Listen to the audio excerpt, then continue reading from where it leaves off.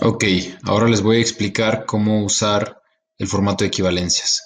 Esta es la carátula y a continuación encontramos las tablas de los grupos de alimentos: verduras, frutas, cereales, cereales con grasa y azúcar, productos de origen animal, bajos en grasa y altos en grasa, grasas como tal, grasas con proteína, leguminosas y productos lácteos. En esta partecita de aquí vamos a encontrar algunas indicaciones generales y medidas de taza, cucharada y cucharadita. La taza son 240 mililitros, cucharadas son 30 gramos y cucharaditas son 15 gramos.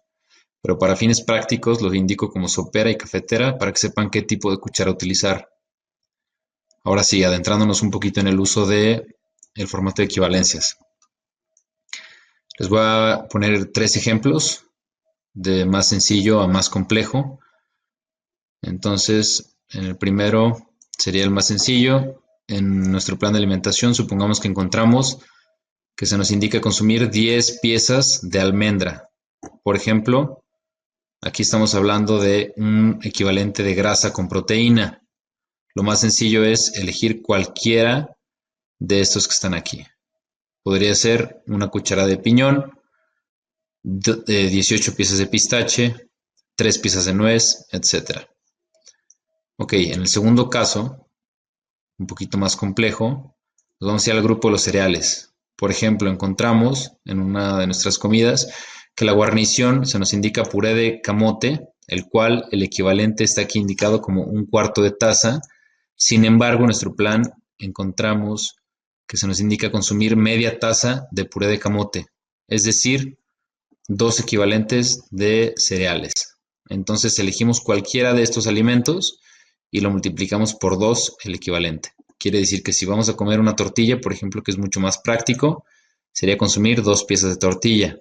Si consumimos galletas María, sería consumir 10 galletas María y así sucesivamente con los alimentos según tu preferencia. Para el tercer ejemplo y más complejo, creo yo, lo más común es que se presente en productos de origen animal, porque el gramaje es mucho más exacto y porque se desajusta un poquito más en cuanto a los equivalentes. Por ejemplo, en nuestra comida, supongamos que encontramos carne de res cocida y vemos que el equivalente son 30 gramos. Sin embargo, en nuestro plan de alimentación encontramos 100 gramos de carne de res cocida. Quiere decir que no son los 3 equivalentes exactos, sino que tendríamos que hacer una pequeñita regla de 3 o bien dividir 100 entre 30 para que nos dé el equivalente exacto, que serían 3.3. Entonces, una vez que sabemos que 100 gramos de carne equivale a 3.3 equivalentes de producto de origen animal, ya podemos elegir cualquiera de estos alimentos y multiplicarlo. Por ejemplo, pescado cocido. El equivalente de pescado cocido son 40 gramos. Quiere decir que lo vamos a multiplicar 40 por 3.3 y eso nos da 132 gramos de pescado cocido. Así de sencillo. Digo que si lo que no queremos es complicarnos, para no usar calculadora y no hacer esta regla de 3, lo más práctico sería cambiar la carne o cualquier alimento pues por un equivalente que sea el mismo gramaje.